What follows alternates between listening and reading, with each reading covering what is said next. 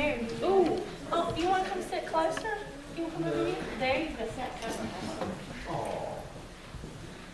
Okay, so have y'all ever played the game Life? You've never played the game Life? Have you? How do you play the game Life? You haven't played the game Life? Have you played the game Life? Yeah.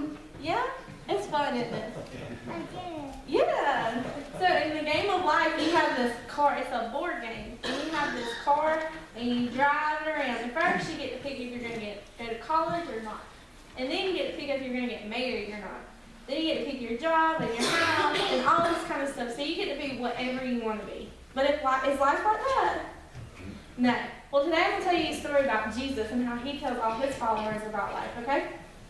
So in our story today, Jesus was teaching his followers about life. And he said to them, if you want to be one of my followers, you must turn from your selfish ways, take up your cross, and follow me. And if you try to hang on to your life, you will lose it. But if you give up your life for my sake, and the sake of the gospel, you will save it. After all, what good is it for you to gain the whole world but lose your own soul? Is anything worth more than your own soul? Is it?